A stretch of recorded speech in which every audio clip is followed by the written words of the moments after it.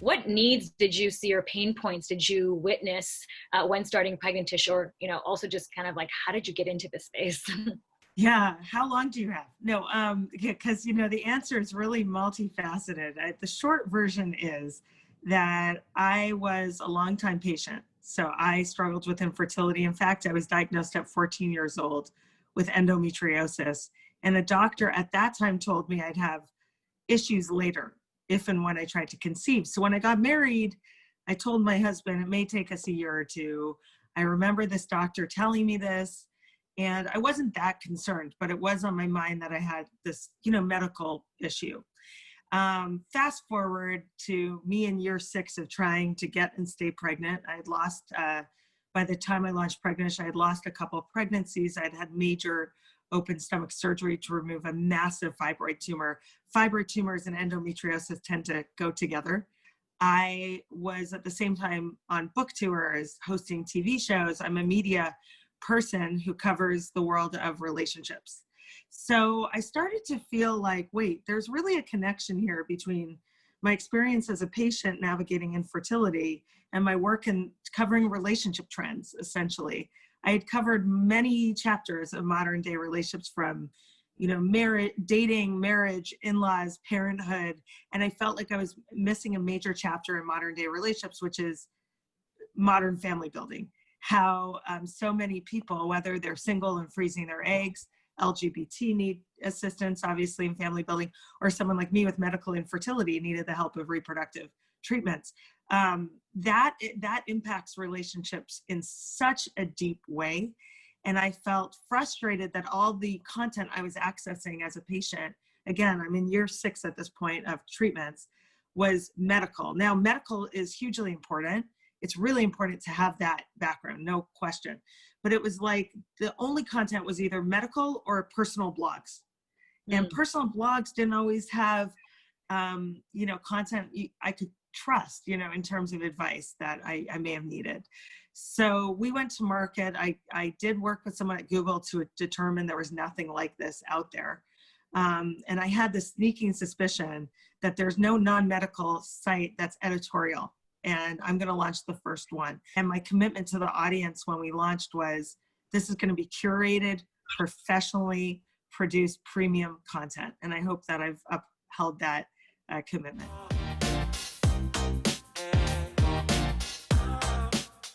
So we know that the world of fertility is so highly misunderstood by the masses. And so when we chatted, you chatted a lot about misconceptions and kind of breaking misconceptions. So I'd love for you to talk to me about some of the misconceptions that you've highlighted through Pregnantish.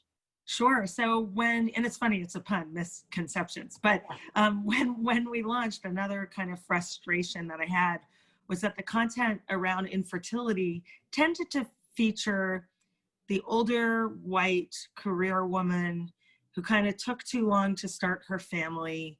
And I was not that. I knew, as a teenager, I had a medical issue. I knew. I started trying pretty early. Anyone who's between 28 and 34, that's normal fertility window. You should not have infertility with pregnancy losses so many times at that stage, because we know over 35, especially in a woman's body, of course, eggs mature, they age, and that becomes a factor later. But I was meeting so many people my age and younger and who were struggling. I was meeting so many non-white people who were struggling.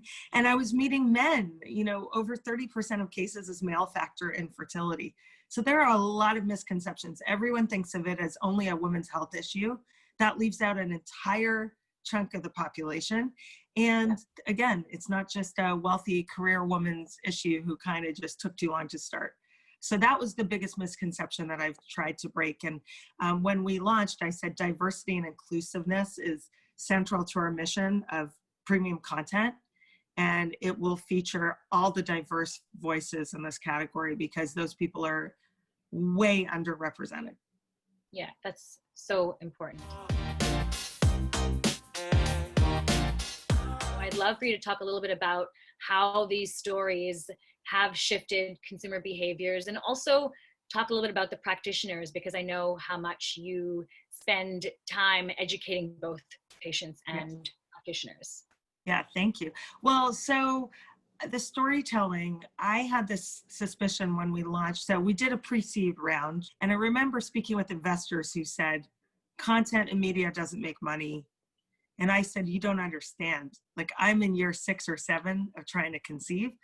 Content is the pathway to community. Community is the pathway to everything when you're in a vulnerable position.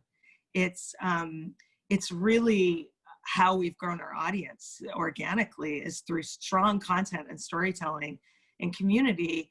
And not only were, I think, clinics and practitioners noticing that difference in tone and storytelling sensibility, but media came. Media just really came saying, HuffPo asked to share our content years ago, saying, can we share your content? We love it. And that's kind of when I knew that other people noticed, that it wasn't just kind of in my head, that it made a difference. Yeah. No, congrats on finding that angle, because it really does, it's these patient stories that really do tug at your heartstrings.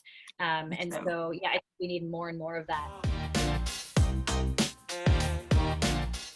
Pregnantish is really at the intersection of both healthcare providers and consumers. We really serve both in a very wonderful way. And I feel aligned with both of them. Like, I think both sides we're in it together. We all want success. So we have so many HCPs in our network. And I was hearing from them that patient retention was an issue. IVF is hard and expensive and draining, and people were jumping off treatment. And then I was hearing on the patient side, I want to find a new RE doctor. Can you help me? And I thought, wait, we have the same pain point. And both sides were exhausted. And so I launched a survey called Why I Left My Fertility Clinic. And it was very grassroots. We didn't pay anyone to take it. It got spread rapidly. We got almost 1,100 responses in the first months of the survey.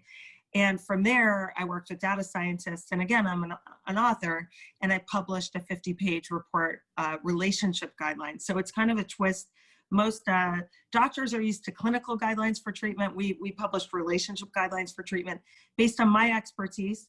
And the data from the survey, which was so cool, and I know you're a data person, so you appreciate this nuance, but it wasn't just quantitative. I mean, we have some good quantitative feedback about how long. We know that the average age was 33. People have been trying to conceive for 4 years. Again, that's breaking down a misconception.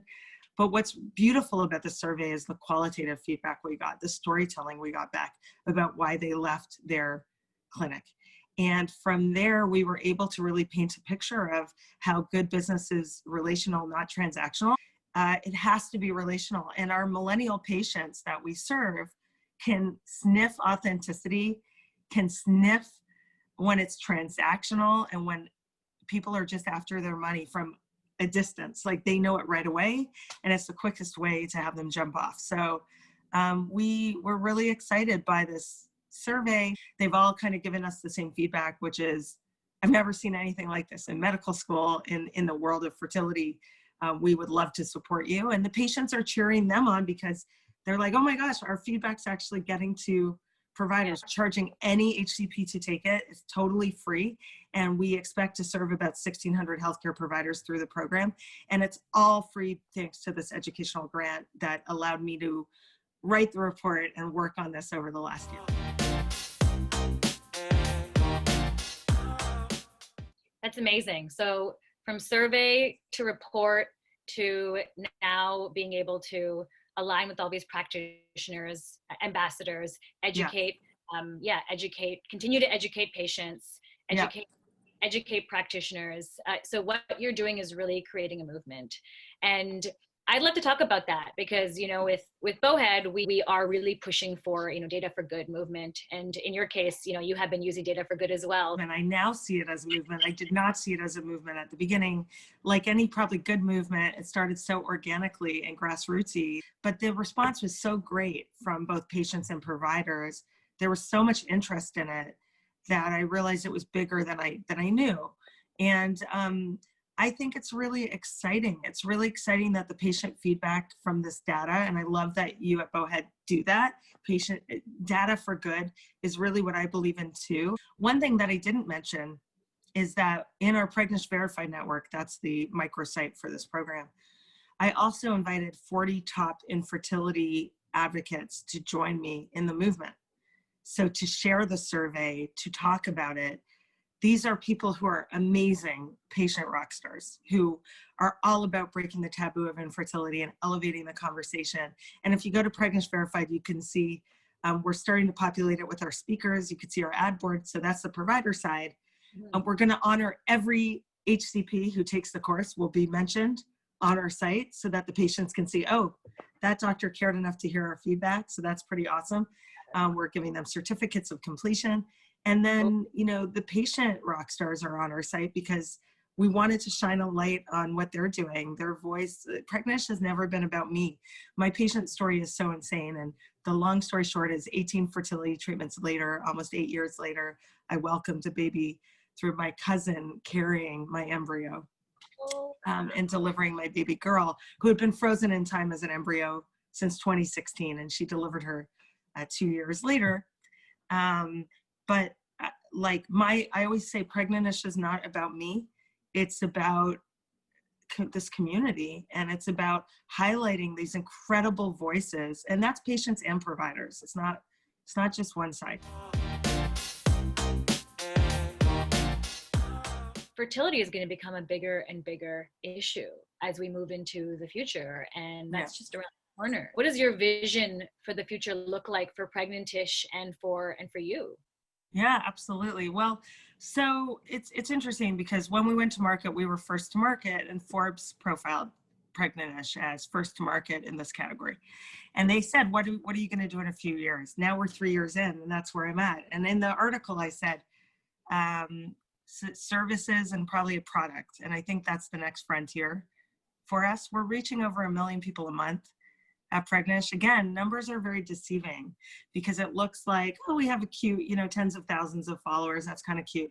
But our impressions are over 300,000 a week. I mean, we're really hitting people deeply. So I think a product is our next frontier that will serve the community, hopefully with even more that I think they need, that I wish I had when I was going through 8 years of treatments. Yeah, great. And as someone from the data world, I'll say, as you kind of build this product, make sure that you protect all that amazing data because it's huge. You're going to end up collecting so much information because people are going to be just so willing to share what they're going through in their own personal stories. And so you're going to end up with a lot of, really valuable information, and hopefully that will just, set you on a beautiful journey, and where you'll be able to continue to create more and more and more value for the entire fertility market / industry. So congratulations.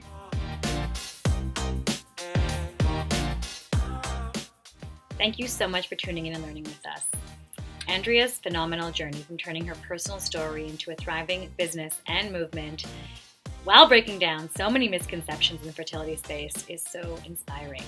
This new series, Big Questions, is intended to help us all envision a better healthcare system for the digital age. If you like what you see, please follow along our journey.